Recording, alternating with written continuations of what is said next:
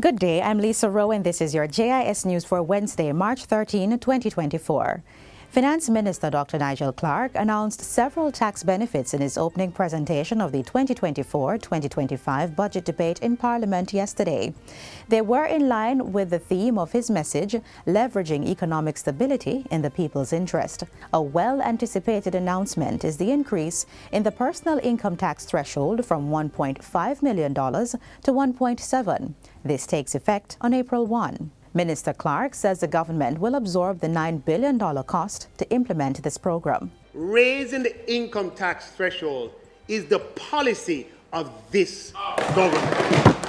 Explaining the effects of granting a possibly higher increase, Dr. Clarke says moving the threshold to $2 or $3 million would cost the government over $45 billion. He asserts that this level of absorption without accompanying measures would reverse fiscal gains and deviate from what pertains under associated legislation. It requires that our expenditures, our revenues do not exceed our expenditures, which means that we don't borrow to pay interest.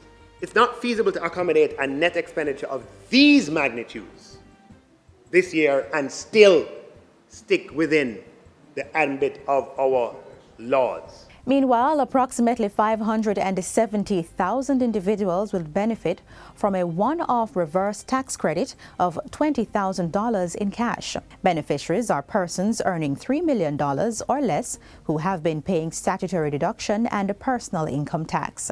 Finance Minister Dr. Nigel Clarke says this initiative, which is a first for Jamaica, will cost the government $11.4 billion to implement. There's going to be an established system for the processing and payment of the reverse tax credit to be managed by the Tax Administration Jamaica. This will take some time to set up before it's ready, because we want to set it up in a way that is durable so that the mechanism can be potentially available again in the future. The reverse tax credit will be implemented this year. Also, coming out of the budget presentation, effective April 1, persons will no longer need guarantors to access loans from the Students' Loan Bureau, SLB. The requirement of a guarantor for student loans is regressive, as it discriminates against low-income families who cannot as easily, if at all, find guarantors for student loans. According to the finance minister, data from the SLB shows that payments are hardly made by guarantors. Furthermore, he says the National Identification System, NIDS, will help with this new SLB policy. We anticipate that by the time the first batch of students graduate who have benefited from this policy, the National Identification System, or NIDS, will be a reality. We will not need guarantors to find people anymore.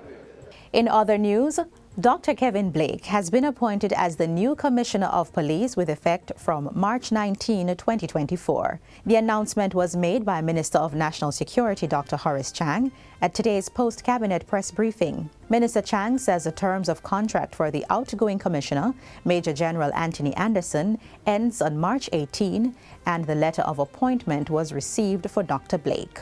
Dr. Blake is one of the Deputy Commissioners, and all 4 deputy commissioners were interviewed and looked at, because we think we have reached a level in the force where the promotional process is such that the individuals who rise to the top all have the capacity to go forward. And we had 4 deputies who I think were excellent police officers.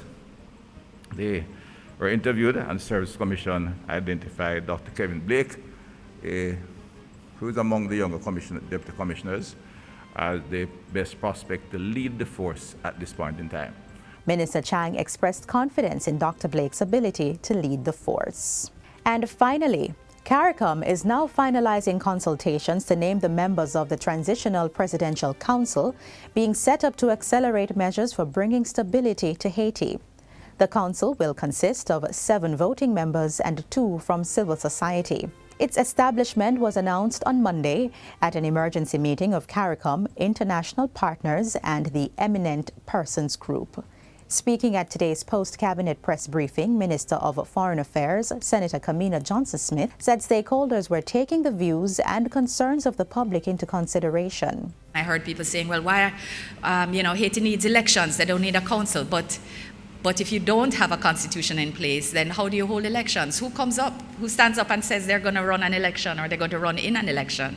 You need a process. So who defines that process under the Haitian constitution? It's a provisional electoral council. The aim was, therefore, to have a consensus around a body that would exercise these powers, that would allow different bodies to come together and say, well, this is how we will proceed in appointing the council, which can then define and establish a process towards elections. And in all of this, of course, security is required. The Transitional Presidential Council will, among other things, select an interim prime minister and appoint a council of ministers. It will also establish a National Security Council and set essential criteria for the selection and establishment of an impartial provisional electoral council. And that's it for JIS News Today. I'm Lisa Rowe. Thanks for watching.